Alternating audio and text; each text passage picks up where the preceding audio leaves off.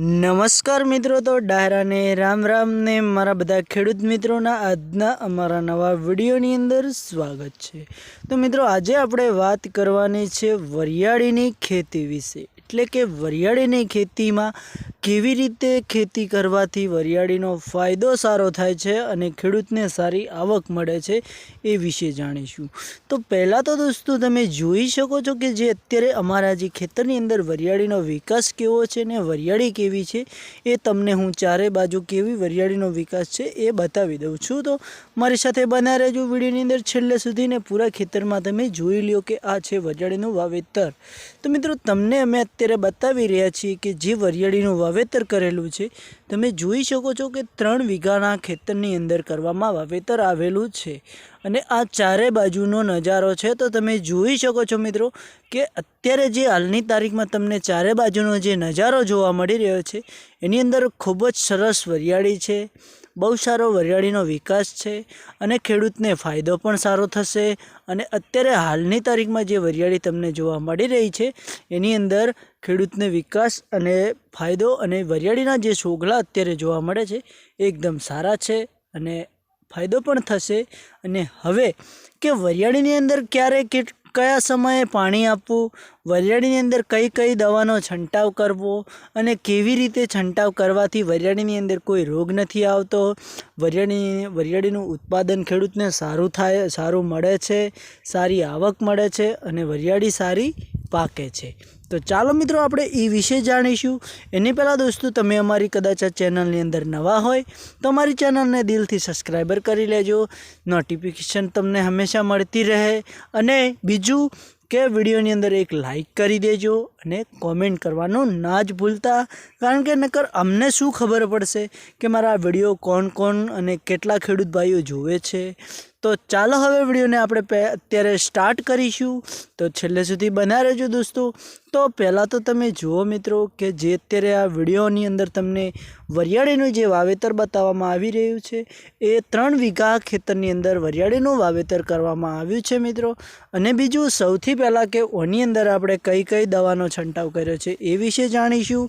તો કે મિત્રો, તમે જોઈ શકો છો કે અત્યારે જે આ વરિયાળીનું વાવેતર તમને જોવા મળે છે ઓની અંદર આજ સુધી તો આપણે કોઈ પણ જાતની દવાનો છંટાવ કર્યો નથી। અને હવે આપણે આની અંદર જે કે કાળિયો જે રોગ આવે છે, જે પત્તા વરિયાળીના જે નીચેનો ભાગ હોય છે એની નીચેનો જે ભાગ બગડતો હોય છે, જે પત્તા જે એના પોદડા હોય છે તે પીળા થતા હોય છે, તો એના માટે આપણે હવે એક દવાનો છંટાવ કરવાનો છે। અને બીજું કે આની અંદર આપણે દેશી દવાનો છંટાવ કરવાનો છે, એના કારણથી વરિયાળીની અંદર કોઈપણ જાતની બીમારી નથી આવતી અને વરિયાળીનો વિકાસ સારો થાય છે અને ખેડૂતને ફાયદો પણ સારો થાય છે। અને 1 વીઘાની અંદરથી 30 થી 35 મણનો ઉતાર આપે છે વરિયાળી। તો ચાલો હવે જાણીશું કે વરિયાળીમાં શું કરવું ને કેવી રીતે કરવું, તો વિડીયોની અંદર છેલ્લે સુધી બના રહેજો। તો ગાઈસ, તમને તો ખબર જ પડી ગઈ કે આપણે આ વરિયાળીની વાત કરી રહ્યા છીએ કે બધા ખેડૂત ભાઈઓના લાભ માટેની વાત છે।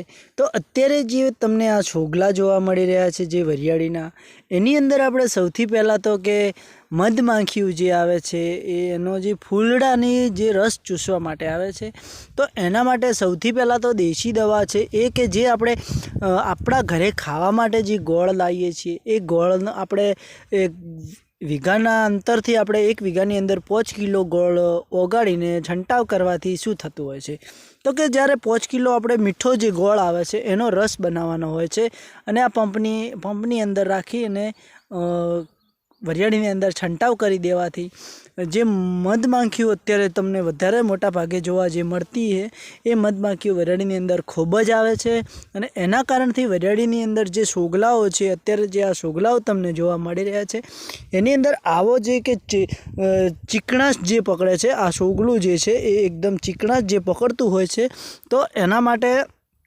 એક ગોળ ઓગાળીને છાંટવો એ બહુ જ શક્ય છે અને સારું રિઝલ્ટ પણ કે વરિયાળીના ખેડૂતોને આપે છે। એટલે કે જે મધમાખીઓની અંદર બેસે છે એ બધો જ રોગ એટલે કે ચીકણાશ જે હોય છે એ ચૂસી લેશે અને એના કારણથી વરિયાળીમાં કોઈ પણ જાતની બીમારી રહેતી નથી। અને બીજું કે હવે કદાચ વરિયાળીની અંદર જે ઈયળો પડતી હોય છે, વરિયાળીના જે ડોડલા હોય છે એ ખવાતા હોય છે, તો તો એના માટે ખેડૂતોને શું કરવું? તો મિત્રો જે કે મોનોકોટો જે દવા આવે છે આપણે કપાસની ખેતીમાં જે નાખીએ છીએ એ દવાનો પણ ઓની અંદર તમે છંટાવ કરી શકો છો, પણ માપે. કારણ કે વધારે છંટાવ કરવાથી વરિયાળીનો વિકાસ અટકે છે અને વરિયાળી સારું ઉત્પાદન પણ આપે ખરા, પણ એમ કે જે વિકાસ થતો હોય છે એ અટકી જતો હોય છે.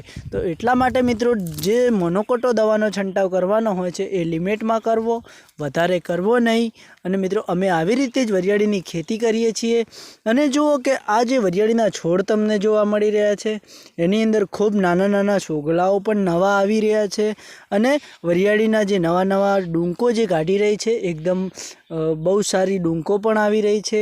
તો આવી રીતે મિત્રો વરિયાળીની અંદર ખેતી કરવાની. અને કદાચ જે કે આ નીચેનો ભાગ તમને જોવા મળી રહ્યો છે એની અંદર પણ આવા જે આ પત્તા જે વરિયાળીના છે કાળા પડતા હોય એવું તમને લાગતું હોય તો એની અંદર M45 જે પાવડર આપણે માર્કેટની અંદર બહુ જ વપરાતો હોય છે એ પાવડરનો પણ તમે ઉપયોગ કરી શકો છો મિત્રો. તો આજના વિડીયોમાં આટલું જ. અમારો વિડીયો તમને દિલથી સારો લાગ્યો હોય તો વિડીયોને એક લાઇક કરી દેજો, દિલથી સબસ્ક્રાઈબર કરી દેજો, જેથી કરીને સૌથી પહેલાં અમારા વિડીયોની નોટિફિકેશન તમને મળી જાય અને અમારો વિડીયો પૂરેપૂરો તમે જોઈ લેજો અને એક કોમેન્ટ કરી દેજો. તો મિત્રો આજે આટલું જ. નેક્સ્ટ વિડીયોમાં ફરીથી મળીશું. તો હવે મળીશું કાલે. તો આજે રજા લઈશું. તો જય માતાજી દોસ્તો.